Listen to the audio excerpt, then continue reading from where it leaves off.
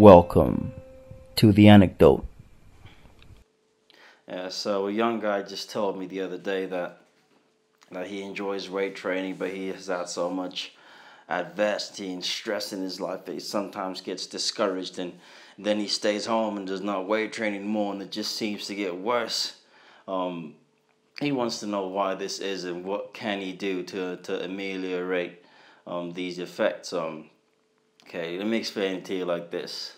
You need to be more resilient, okay? Because like I always tell people, life is one unrelenting, ruthless, unforgiving opponent, okay? That just keeps slamming into you, and the more you give up, and the harder it becomes, okay? So we all have different challenges and obstacles that we have to overcome, but the key is to be resilient, to be tough on the outside and the inside, okay? And weight training in itself, people who weight train, you don't have to be a competitive athlete or any kind of professional sportsman or woman. Just you being in the gym, weight training, you're the embodiment. Okay, you're the personification of resilience. Okay, because you've got all this weight on you and you're pushing against it regardless. You're fighting through the pain. Okay, that's what you're doing. So that tends to enhance the neuronal connections and reinforces the neuronal pathways, okay, that allow you to think or react in a certain manner under certain circumstances. Okay, in psychology they're called protective factors. Okay, these are basically influences that alter or ameliorate the effect that a situation that would predispose you to a maladaptive outcome would have on you. Okay, so it's a case of response. So it influences that response to the situation that makes you more or predisposes you to a maladaptive outcome. Okay, so within these protective factors lie your personality, motivation, focus, the perceived social support, and your confidence and such forth. Okay, so the personality, having a positive personality is very important. It's defined in psychology as the relatively enduring pattern of thoughts, feelings, and behaviors that reflect a tendency to respond in a certain way under certain circumstances. And within this positive personality lies adaptive perfectionism. Okay, this adaptive perfectionism is just a healthy form of perfectionism. Its roots lie in the theories of Charles Darwin. So this means having high personal standards for yourself, but at the same time having little regard for any mistakes or doubts about actions. Okay, and then within this lies competitiveness as well, which is the desire to win. Okay, in interpersonal sport. Okay, this is very important for teaching you how to adapt to setbacks. Okay, whether that be injuries or performance slumps or such forth.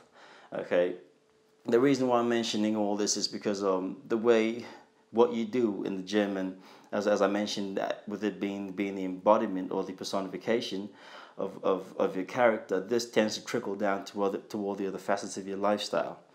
Okay, another factor would be, as I mentioned, the adaptive perfectionism, the competitiveness is hope. Okay, hope is often being seen as the cognitive set. Okay, based on successful agency and pathways. But pathways referring to planning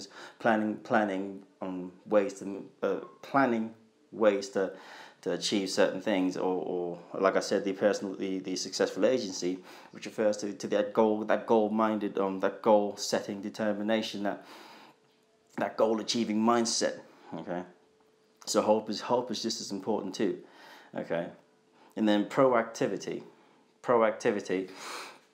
in this case, in the athletic sense, or the gym sense, would refer to or would reflect the differences in the way people react to certain situations, and the means in which they take to change situation or bring about meaningful change. Okay, their initiative. Okay, and within all this, another factor is motivation. Okay, it's research has proven that people who engage in activity autonomously are likely to experience better consequences as opposed to those who don't, or as opposed to those who act in less autonomous instances. Or so these values and beliefs, okay, are key to you having that motivation, because if it comes from within you, it's very difficult to shake off of you. Okay, and the confidence as well. Confidence plays a big part.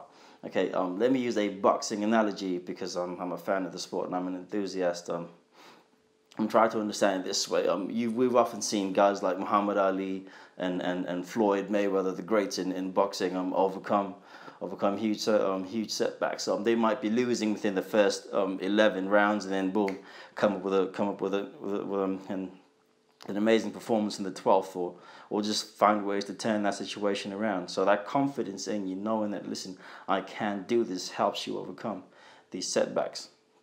And you also need to have that perceived social support, whether that be esteem support, that's people bolstering your sense of confidence, letting you know that you can do it.